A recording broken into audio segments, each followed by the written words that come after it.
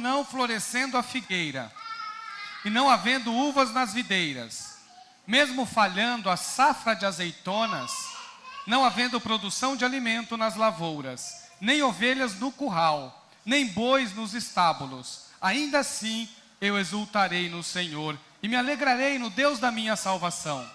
O Senhor, o soberano, é a minha força. Ele faz os meus pés como do cervo, faz-me andar em lugares altos. Para o mestre de música, para os meus instrumentos de corda, porque é um cântico, tá? Abacuque 3 é o cântico de louvor de Abacuque. O capítulo inteiro é um salmo, pronto. É um salmo que não está no livro do Salmo, é um salmo que está no livro do Abacuque, porque Abacuque é o compositor. Então a gente já tem por aí uma dica. A gente não sabe muito do profeta, mas sabemos que ele cantava. Sabemos que de alguma forma ele estava ligado ao templo. Ele é um dos profetas que de alguma forma tinha alguma ligação com o templo. Mas o que esse livro nos diz? Qual é a grande mensagem para a gente chegar nesse final aqui? Como que o Abacuque chega nessa conclusão? Por que ele termina o livro dessa forma? O que estava acontecendo no seu período, na sua vida, para ele chegar à conclusão que está aqui? Em algumas versões ainda que a figueira não floresça, que não haja fruto na vide. Não tem esse texto que vocês conhecem? Como que ele chega nessa conclusão? Irmãos, eu estava vendo uma reportagem uma vez e me chamou muita atenção, porque teve uma chuva torrencial numa região aqui do Brasil. E uma pessoa ficou desaparecida durante uns 2, 3 dias. E já foi dado como morto, né, porque ele havia caído num riacho. E aí, vamos achar o corpo agora, né? Porque 2, 3 dias não tem mais como achar a pessoa. E os bombeiros foram começar a procurar. No meio do rio tinha uma fenda, né, e nessa fenda, né, que passava por debaixo tinha algumas rachaduras. E, irmãos, ele se agarrou num daqueles galhos e ficou debaixo da terra naquela fenda e subiu lá e ficou preso. Por isso que ele não conseguia sair, porque embaixo estava o rio e em cima só tinha uma fenda assim, não dava para ele passar. Então alguém tinha que encontrá-lo. E aí os bombeiros fazendo a busca, quando chegaram naquela fenda, encontraram o homem lá naquele cantinho protegido. O livro de Abacuque, ele retrata bem isso, né? Tem momentos que vem o caos. Tem momentos em que vem o dilúvio, vem no momento que vem a enchente na nossa vida. Às vezes isso acontece. E a gente só precisa de um pontinho, de um pequeno galho para se agarrar. Senão a gente é levado pela correnteza. Estava acontecendo isso com Abacuque. É isso que ele lida. O Abacuque, ele começa o livro dele contando um pouquinho sobre o que estava acontecendo em Judá. Ele era contemporâneo de Jeremias. E o reino de Judá estava passando por um período de decadência espiritual de uma forma gigantesca. E o Abacuque, como um homem de Deus, como um profeta de Deus, vendo a sua nação, que havia sido escolhida por Deus, que havia sido eleita para ser bênção para as outras nações, fazendo igual às nações pagãs. E aquilo o incomodou. E aquilo deixou ele perturbado. Ele falou: como que pode o povo de Deus viver dessa forma? Como que pode a nação que Deus escolheu como reino de sacerdotes viver igual às nações ao redor dela, que adora ídolos, que cometem injustiças? Olha como ele começa o livro dele. Eu vou ler para vocês o início para vocês verem. É uma queixa que ele faz. Ele faz uma queixa com Deus. Ele começa assim: advertência revelada ao profeta Abacuque. Olha como ele começa: até quando, Senhor, clamarei por socorro, sem que tu ouças? Até quando gritarei a ti violência, sem que traga salvação? Por que me fazes ver a injustiça e contemplar a maldade? A destruição e a violência estão diante de mim, a luta e conflito por todo lado. Por isso a lei se enfraquece e a justiça nunca prevalece. Os ímpios prejudicam os justos, e assim a justiça é pervertida. Olha o que ele observa na nação: a justiça sendo pervertida, a lei enfraquecendo, violência. Era isso que ele estava vendo no reino de Judá, e ele estava convivendo com isso. E ele vendo as coisas acontecendo, ele vendo os problemas vindo, e Deus em silêncio. E ele fala, até quando, Deus, você vai permitir uma coisa dessa? Até quando o teu povo vai ficar agindo dessa forma? E ele começa a se queixar com Deus. Ele começa a perguntar para Deus essas coisas. Tem um dos temas extremamente complicado na fé cristã, que é o tema da teodiceia. Esse livro ele entra nessa ideia da teodiceia, que é aquela ideia de que assim, se Deus é bom, por que às vezes o mal está atuante? Se Deus é bom, por que os justos sofrem? Por que existe sofrimento nesse mundo, sendo que há um Deus todo-poderoso e que pode, por exemplo, dar fim a tudo isso? Por que essas coisas acontecem? Abacuque estava lidando com uma questão parecida com essa. Ele queria saber essas coisas. Deus ele é justo, Deus ele é poderoso. E como pode Deus, ainda o povo dele, o povo que ele escolheu, vivendo em meio à violência, vivendo em meio à injustiça, quebrando a lei e desobedecendo a Deus? E aí nós temos a primeira resposta de Deus. Ele espera, ele fica aguardando. Aí Deus responde para ele. Deus é bondoso. Ele pediu a resposta, não pediu? Ele orou, falou, Senhor, olha, me fala aí. Como que pode? Você não é justo? Você não é Deus? Então mostra como que pode você se silenciar diante de tudo isso. Aí Deus fala assim, tá bom, profeta, saiba, eu farei a justiça. E aí dá aquele alívio para o profeta. Opa, esse é o Deus que eu sirvo. É isso aí. Só que Deus falou como ele ia fazer. Olha como que Deus falou que ele ia fazer. Eu vou ler só o 6 e o 7 só. Estou trazendo os babilônios, nação cruel e impiedosa, que marcha por toda a extensão da terra, para apoderar-se das moradias que não lhe pertencem. É uma nação apavorante e temível, que cria sua própria justiça e promove a sua própria honra. Aí o profeta fica apavorado. Ele pediu. E Deus respondeu. Só que Deus não respondeu do jeito que ele queria. Ele até entendeu que Deus é justo e que o povo dele precisava de uma correção, precisava de uma disciplina. Isso ele compreendeu. Ele não questionou isso. Mas ele ouve Deus falando assim, olha, sabe os babilônios? Que era uma nação que já estava crescendo, e ela já havia vencido inclusive os persas. Eles haviam vencido, eles já haviam vencido a Assíria. O império da Síria já havia sido vencido pelos babilônios em 612. Essa profecia é de mais ou menos 605. E aí calma aí, um povo cruel, um povo temível, um povo sem compaixão, um povo sem misericórdia, um povo idólatra, um povo distante de Deus. Deus vai pegar esse povo aí para disciplinar o dele, que é santo, que ele escolheu, que é muito mais justo. É mais ou menos assim, Deus, olha, eu falei da violência em Judá, comparada de Babilônia, é brincadeira de criança. Eles são muito piores. E aí o profeta ficou perplexo diante da resposta de Deus. Como que Deus iria permitir que uma nação cruel iria disciplinar o povo dele? Como pode? Irmãos, esse profeta teve que entender quem é Deus. Esse profeta tinha que entender como que Deus atuava e como que Deus governava o mundo inteiro. E ele ficou mais uma vez esperando. No capítulo 2, no versículo 1, ele até fala que ficou de sentinela. Ele fala assim, ficarei no meu posto de sentinela e tomarei posição sobre a muralha, aguardarei para ver o que o Senhor me dirá e que resposta terei à minha queixa. Porque ele começou a questionar Deus. Senhor, ele chega a dizer, o Senhor é santo, o Senhor não pode ver o mal, o Senhor é justo. E se o Senhor é justo, o Senhor não irá permitir, por exemplo, que os babilônios, que são cruéis, venham disciplinar o teu povo. O teu povo precisa de disciplina, mas não desse jeito. Essa era a queixa dele. Não dessa forma. E aí ele falou, eu vou ficar de sentinela e vou aguardar a resposta de Deus. Irmãos, não é assim o nosso mundo? Às vezes não parece que o mal prevalece? Às vezes não parece que a injustiça vence a justiça?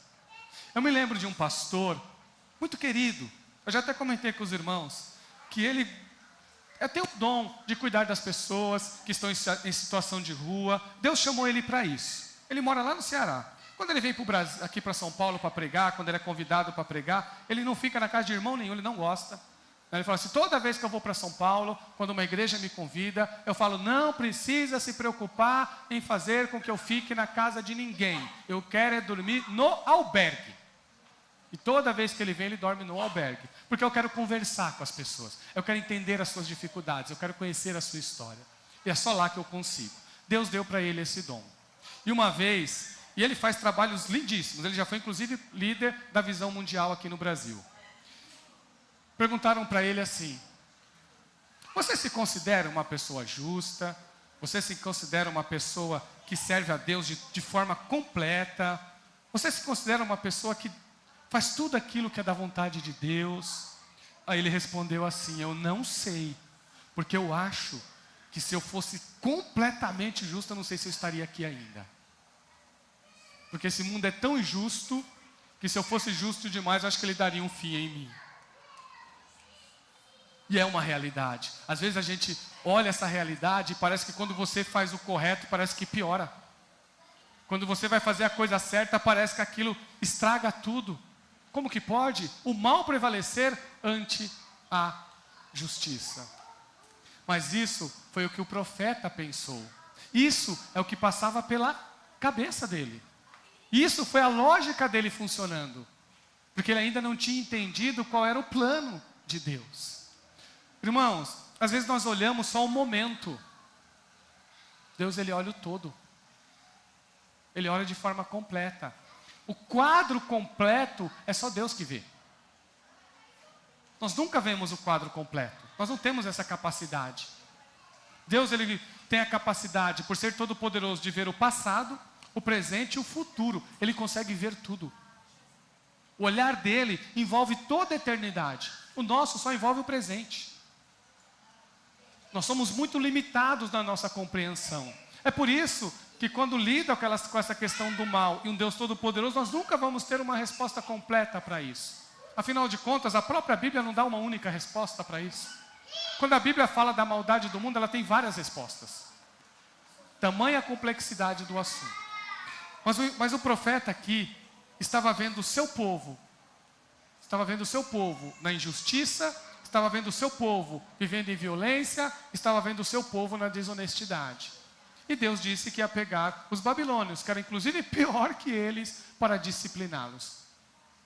E seriam os agentes de Deus para disciplinar o seu povo. E aí coloca na balança, né? Poxa, esse aqui é mais santo, então isso aqui deveria vencer. Isso aqui foi essa lógica que ele usou. Mas quando ele ficou de sentinela, Deus respondeu para ele. O que Deus disse para ele? Deus disse assim, Abacuque, presta atenção. Você me perguntou como eu iria lidar com a nação de Israel. E com a nação de Israel, com o reino de Judá, é assim que eu vou lidar. Agora você quer saber do quê? Como eu vou lidar com os babilônios? Ah, mas aí é outra história. Primeiro eu estou lidando com vocês. E com vocês eu estou lidando de forma disciplinar. Disciplinar. Eu estou lidando como um pai lida com o filho. Para ele se arrepender e para voltar-se à minha aliança. Com os babilônios, é disso que você quer saber? Com os babilônios eu também lidarei, mas no tempo que eu estabeleci. E aí Deus fala para o profeta sobre os babilônios. E aí muda. Quando trata com a nação de Israel, ele lida de uma forma. Ele fala, ó, eu vou levantar os babilônios para disciplinar. Mas quando entra nos babilônios, a conversa é outra. Com os babilônios, Deus diz assim, com eles, a gente lida de forma diferente. Aí é juízo. Com eles, é julgamento. Com eles, é ai. O capítulo 2 tem 5 ais, que são palavras de julgamento que os profetas utilizam para falar contra as nações. Eu vou ler os 5 para vocês. Olha o primeiro, está lá no versículo 6, 2:6. Todos estes povos um dia rirão dele. Está falando aqui agora dos babilônios. Todos os povos vão rir dos babilônios. Com canções de zombaria e dirão: ai daquele que amontoa bens roubados e enriquece mediante extorsão. Até quando isso continuará assim? Agora é Deus falando para os babilônios. Deus falando para o profeta: é isso que eu vou fazer com os babilônios. Os povos vão rir deles. Olha o segundo ai, está lá no 9. Ai daquele que obtém lucros injustos para a tua casa, para pôr o seu ninho no alto e escapar das garras do mal. Olha o 12. Ai daquele que edifica uma cidade com sangue e estabelece com crime. Olha o 15. Ai daquele que dá bebida ao seu próximo, misturando-a com o seu furor, até que ele fique bêbado, para lhe contemplar a nudez. E o 19. Ai daquele que diz à madeira: desperte, ou à pedra sem vida: acorde. Poderá o ídolo dar orientação? Está coberta de ouro e prata, mas não respira. Deus dizendo para os babilônios: com eles é juízo, com vocês é disciplina. Eu estou usando os babilônios para disciplinar vocês. Mas vai chegar um momento que, se os babilônios também não se arrependerem, também não se converterem dos seus maus caminhos, eu utilizarei com eles com justiça. Aí o profeta começou a entender que diante de Deus nada passa despercebido. Que Deus sabe o que faz e a hora que faz, mas Ele faz no tempo dEle. É sempre no tempo dEle, não é no teu, não é no meu. É no tempo que Ele escolhe. É Ele que decide como Ele lida com o mal. Quando alguém perguntam para mim: por que o mal prevalece? Eu falei: você tem certeza que o mal prevalece? Porque o mal no mal não há justiça. No mal não há bondade. No mal não há misericórdia. E por que o mundo ainda não foi destruído? Porque se Ele tivesse todo esse poder, porque Ele não respeita a lei. Então por que Ele não destrói tudo? Porque existe um Deus que preserva a ordem deste mundo. Porque existe um Deus que não permite que Ele vá até onde Deus deixa que Ele vá. E é o que está acontecendo. É isso que o profeta começou a entender. É isso que o profeta começou a perceber, que para servir a Deus, nós temos que aprender a esperar no tempo de Deus. Nós vivemos num mundo caótico. Nós vivemos num mundo onde há injustiça. Nós vivemos num mundo onde as coisas acontecem contra a vontade de Deus. Nós estamos aqui neste mundo. Então nós temos que entender, irmãos, que nem tudo é do jeito que a gente pensa. Às vezes nós estamos vivendo num local que está distante de Deus. Como que é viver aí? Como que se vive num local onde o mal impera? Como se vive num local onde há violência? Qual é a diferença? Como que a gente consegue viver assim e ainda servir a Deus? Aí Deus foi dando essas dicas para o profeta. O profeta foi entendendo o que era ser crente em meio a um mundo caótico. Porque onde você olha tem injustiça. O seu trabalho tem injustiça. Tem ou não tem? Tem injustiça no trabalho. Tem justiça na sua vizinhança. Tem justiça no seu país. Em várias áreas da esfera humana há injustiça. Porque o mundo está distante de Deus. Como ser crente nesse lugar? E como ser um canal de Deus em meio a um mundo caótico? Essa que é a grande questão. Foi isso que o profeta foi aprender aqui com Deus. E Deus foi falando para ele. Deus foi explicando para ele o que era isso. Então, irmãos, Deus deu para o profeta, pelo menos, deve ter mais, pelo menos eu vou falar de 4. Deus deu para o profeta 4 verdades espirituais. 4 verdades espirituais diante de um mundo caótico. Está aqui no livro dele. 4 verdades diante de um mundo caótico. E elas têm que ser as verdades que nós devemos nos agarrar. É nela que nós devemos nos apegar. Porque você vive num mundo caótico também, assim como o profeta vivia. Você também vive no meio de injustiças. Como que a gente vive num mundo assim? O que é ser cristão num mundo assim? Então eu vou passar para vocês as 4 verdades que Deus falou para o profeta. A primeira delas é assim, olha, confie na palavra de Deus. Primeiro ponto, confie no que Deus diz. Acredite no que Deus fala e não no que o mundo diz. Porque o mundo pode ter a sua palavra sobre as coisas que acontecem, mas Deus também tem a sua. Então a primeira coisa, confia no que Deus falou. Quando o profeta ficou de sentinela, e ele falou, eu vou ouvir o que Deus foi falar para mim, olha como que Deus respondeu para ele. Lá no versículo 3. Pois a visão aguarda um tempo designado. Ela fala do fim, e não falhará. Ainda que demore, espere-a, porque ela certamente virá e não se atrasará. Olha o que Deus está dizendo. A nação de Israel será disciplinada, e depois os babilônios sofrerão juízo. E falou para o profeta, você pode achar que vai demorar, mas vai acontecer. Por quê? Porque foi Deus que falou. Aquilo que Deus fala se cumpre.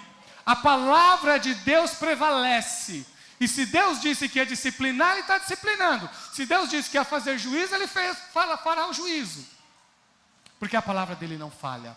Olha o que Deus disse para Isaías. Porque assim como a chuva e a neve descem dos céus e para lá não voltam, sem que primeiro reguem a terra e a fecundem, e façam brotar para dar semente ao semeador e pão ao que come, assim será a palavra que sair da minha boca. Não voltará para mim vazia, mas fará o que me apraz e prosperará naquilo para que eu a designei. A palavra de Deus não volta vazia. Se Deus falou, Ele cumpre. Então, se você quiser ser vitorioso, se você quiser ser vitoriosa no mundo caótico, ouça a palavra de Deus. Dê prioridade para a palavra de Deus. Aquilo que Deus orientar a você, siga. Aquilo que o Espírito Santo disser para você, faça. Sabe, irmãos, eu sempre falo para as pessoas assim, às vezes nós oramos para nós fazermos a vontade de Deus. Aí nós olhamos na palavra dele. Você olha na palavra dele, a palavra dele te orienta a fazer. Mas aí, às vezes, é uma coisa que você não quer. Foi o que aconteceu com o profeta aqui. Aí Deus falou de uma forma que ele não... mas assim também... Mas Deus está dizendo, não, vai se cumprir. É assim que as coisas acontecerão. Então, o que eu digo? Qual é a orientação que eu te dou? Se você está buscando a orientação de Deus, e Ele já te deu, você não vai orar mais para Deus te dar outra orientação. Você vai orar para Deus te dar capacidade para você fazer a vontade dEle. Para Ele te dar poder, para Ele te capacitar, para Ele te dar força para você fazer aquilo que Ele disse que falou para a sua vida. Confie na palavra de Deus. Ela não falha, viu? Ela não falha. Não tome atitudes conforme a tua vontade.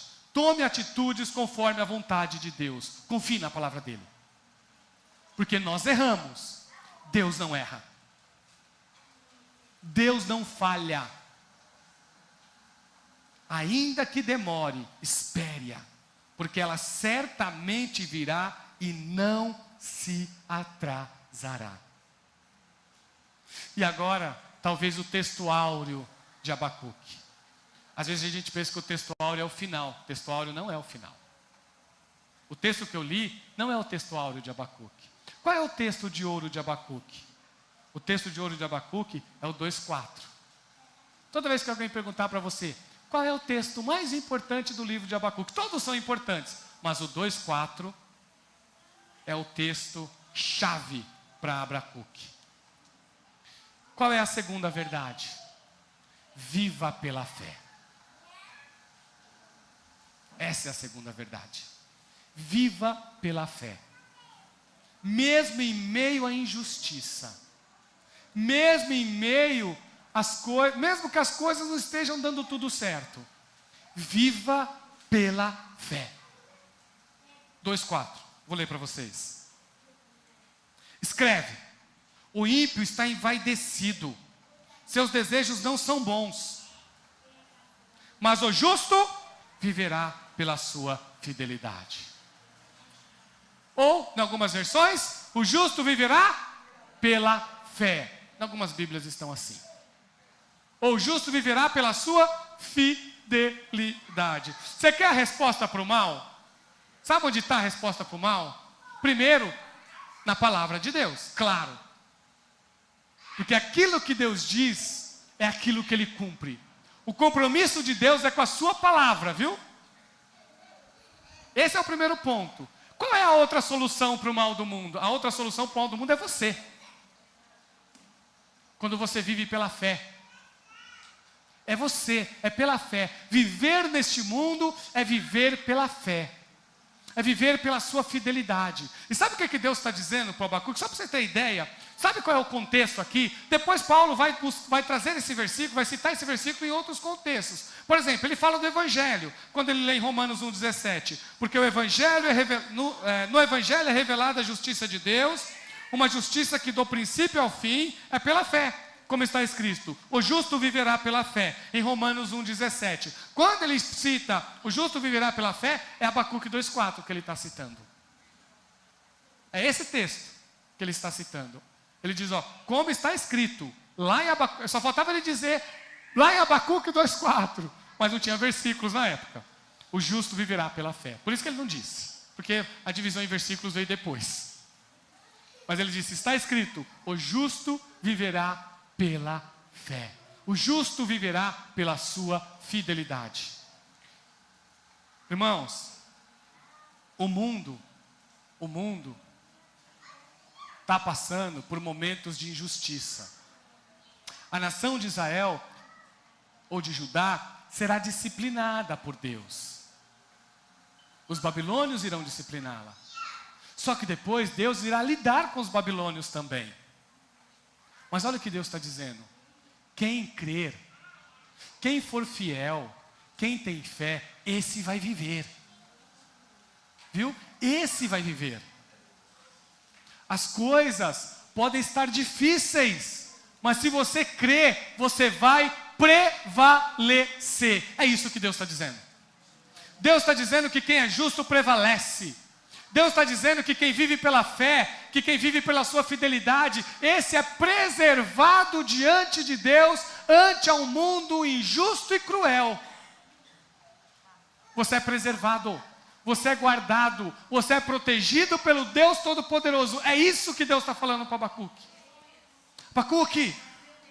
Abacuque, entenda, se você crer, se você viver pela fé, e se você se manter fiel, você será preservado, você será guardado, você será selado pelo Senhor. Irmãos, Deus ele cuida daquele que é dele. Deus ele cuida daquele que é dele. Deus ele preserva aquele que lhe pertence. Vocês são a menina dos olhos de Deus. Deus não vai deixar acontecer nada com você, gente, que não for da vontade dele. Deus não vai deixar acontecer nada com você que não for da vontade dele. Ele vai te guardar, ele vai te proteger. Você precisa ser fiel a ele, confiar. Ele vai te honrar. Se você tomar uma decisão conforme a palavra de Deus, se você tomar uma decisão pela fé e decidir pela fé, Deus te honra. Deus te honra. Deus te guarda, Deus te preserva com vida. Olha o que disse o teólogo turco Ziya Meral. Isso aqui eu encontrei e eu achei tão importante quando ele disse: onde está Deus quando milhões de seus filhos estão sendo perseguidos das formas mais brutais? Por que ele fica em silêncio no meio da perseguição, mas fala alto no meio de conferências com oradores famosos e bandas de adoração? Já orei muitas vezes como Lutero: abençoe-nos, Senhor, mas não fique em silêncio. As dificuldades de Meral eventualmente o levaram a considerar a experiência do próprio Jesus. Olha o que ele diz: a maior glória que Jesus trouxe a Deus não foi quando ele andou sobre as águas ou orou por longas horas, mas quando ele chorou em agonia no jardim do Getsêmani. E ainda assim ele continuou a seguir. Ele fez a vontade de Deus, embora isso significasse isolamento, escuridão e o silêncio de Deus. Assim sabemos que quando tudo ao nosso redor falha, quando somos destruídos e abandonados, nossas lágrimas são as maiores canções de adoração que já cantamos. Jesus, a maior glória a Deus em Jesus foi quando ele estava no jardim do Getsemane. Quando ele chorou, quando ele ficou agonizando ali em lágrimas, mas ainda assim fez a vontade de Deus. Isso é coragem, isso é fé, isso é fidelidade. Irmãos, para ser fiel a Deus tem que ter coragem, viu? Tem que ter coragem para ser fiel a Deus. Abandonar o barco não é para crente. Não é para crente. O justo viverá pela fé. Pagar o preço, mas se manter firme, se manter fiel, porque a palavra de Deus não falha. Sempre que você tiver uma oportunidade na sua vida de ser fiel a Jesus, não perca essa oportunidade. Não perca a oportunidade. Escolha ser fiel. Escolha a fé. Escolha a coragem, que isso exige. Tem momentos em que ter fé precisa ter coragem. Irmãos, tem um hino, é americano esse hino. Acho que ele não está traduzido em português, acho que não fizeram uma versão, não sei, não conheço. Mas diz assim, que na providência mais carrancuda de Deus, a gente encontra o belo sorriso do Criador. Na providência mais carrancuda de Deus, a gente encontra o mais belo sorriso do Criador. Mas será que a gente está pronto para isso? Será que a gente está pronto para passar que o profeta aqui passou, para entender que mesmo quando as coisas aí fora parece que não dão certo, Deus ele exige de nós. Então se você quer que a tua vida seja uma vida diferente, é com você que tem que começar a diferença. Ah, Senhor, mas eu vou te servir quando as coisas melhorarem. Aí é fácil, né, gente? Ah, Senhor, mas eu vou te servir quando eu prosperar. Aí, gente, isso aí é teologia do conforto. Ah, Senhor, mas eu vou ser fiel quando as coisas estiver tudo certinho na minha vida. Irmãos, Deus te chama para ser fiel é quando as coisas não estão bem mesmo. É aí que você demonstra a sua fé, a sua fidelidade. É aí que você demonstra que você crê. Porque mesmo em meio ao caos, você ainda crê.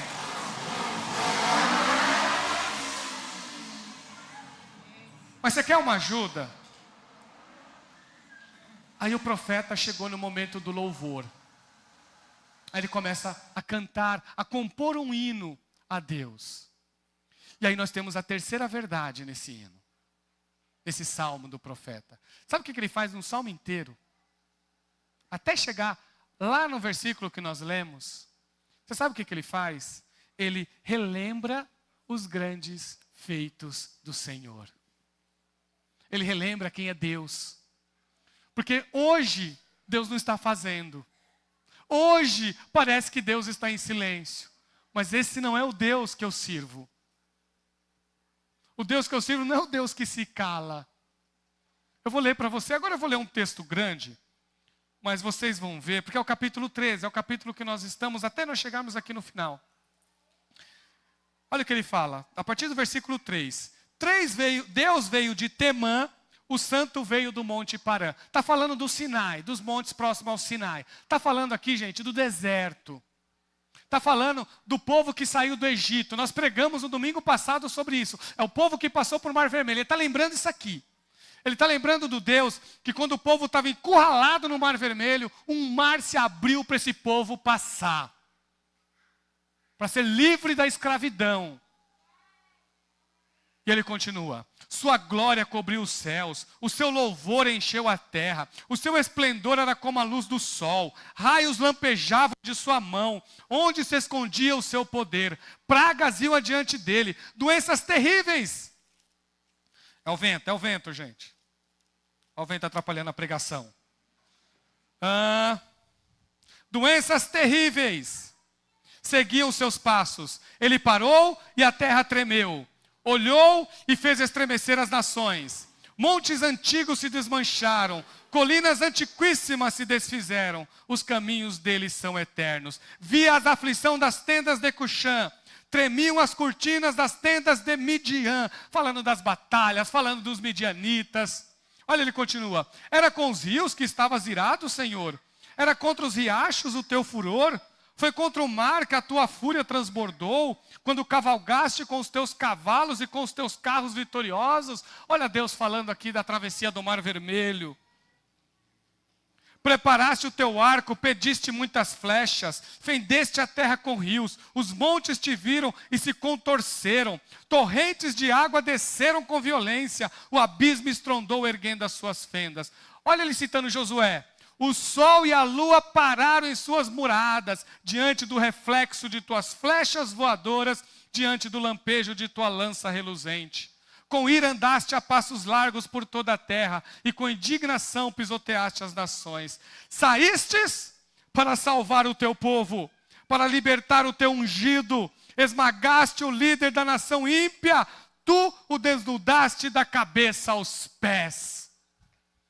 Deus trouxe o seu ungido. Isso aqui se cumpriu quando Ciro foi levantado e libertou Israel do cativeiro babilônico. Porque Babilônia, gente, levou Israel para o cativeiro. Deus havia dito para o profeta que ia fazer e fez. Israel foi levado para o cativeiro babilônico. Só que depois de 70 anos, Deus levantou Ciro. E Ciro venceu a Babilônia e permitiu que a nação de Israel voltasse para sua terra, reconstruísse o seu templo, adorasse o seu Deus, servisse ao Deus a quem eles tanto amavam. Foi usado por Deus. Um outro homem que também nem cria nesse Deus, e também foi usado por Deus para que a nação de Israel voltasse e reconstruísse a sua vida. Nós só temos que aprender a esperar. Nós só temos que aprender a confiar.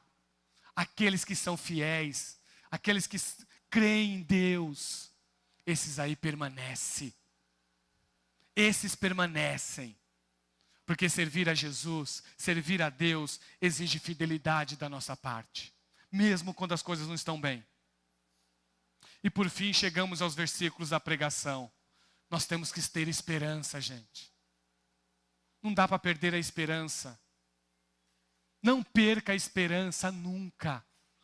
Aguarda, espera, confia, com fidelidade. Deus falou, a palavra de Deus se cumpre, porque Ele falou, então se cumpre.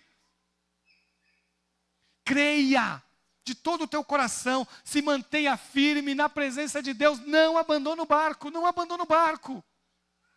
Continua vindo para a igreja, continua servindo a Jesus. Não sai do ministério que Deus te chamou, fica nele. Não desista, tem esperança.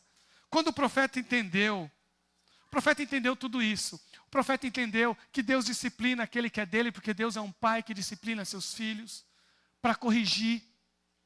Que Deus ele é justo. Que Deus ele é justo. E toda impiedade tem um preço. Toda injustiça tem um preço. E Deus olha dos céus e esse dia chega. Isso o profeta entendeu. O profeta entendeu que a palavra de Deus se cumpre. O profeta entendeu que o justo é preservado, que o fiel é guardado por Deus. É protegido, é selado pelo Senhor. Ele relembrou todas as grandiosidades de Deus no passado, tudo aquilo que Deus fez. Sabe, irmãos, se você acha que você está sofrendo, olha o que Jesus passou por você.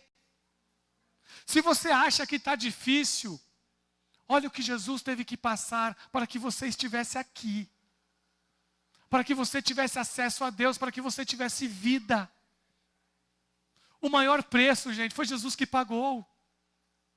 O maior preço foi Ele que pagou. Às vezes nós achamos que o que nós estamos passando é a pior coisa do mundo. Não é. A oração de Jesus foi assim: Deus meu, por que me desamparaste? Jesus estava levando sobre si o pecado de toda a humanidade, que não merecia, por sinal. não mereciam. Hoje, essa semana, eu falei para os meninos, na escola, que se você perdoar, baseado nas tuas emoções, vai ser difícil perdoar.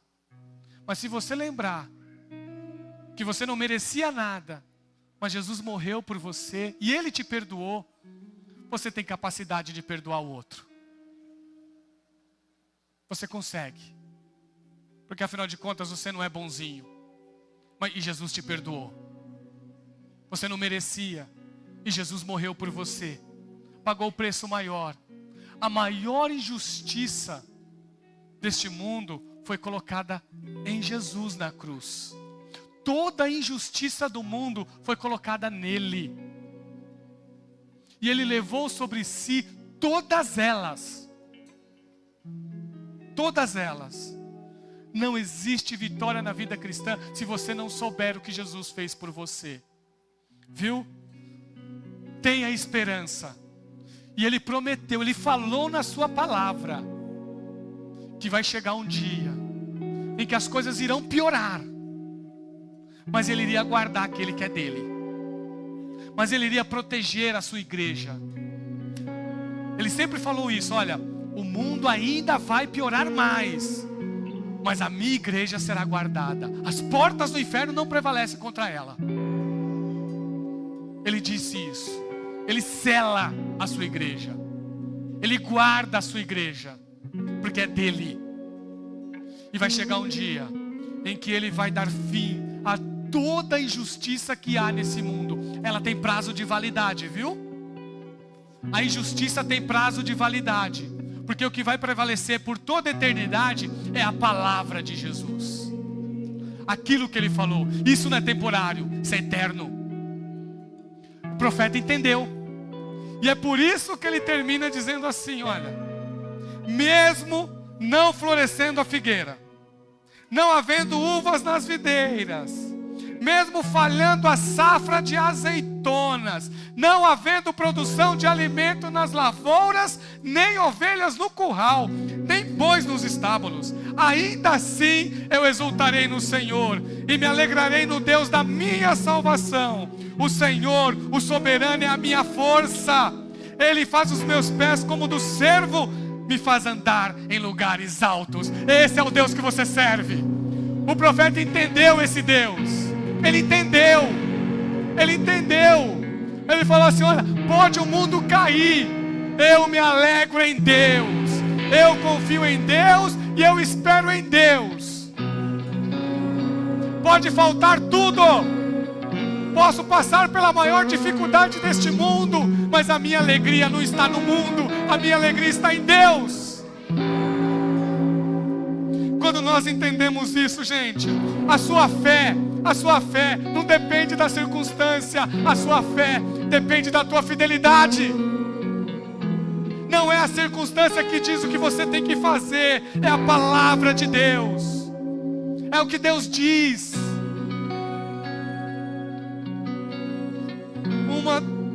Uma das maiores canções de confiança e de esperança está em Abacuque 3, 17 e 19. Então confia.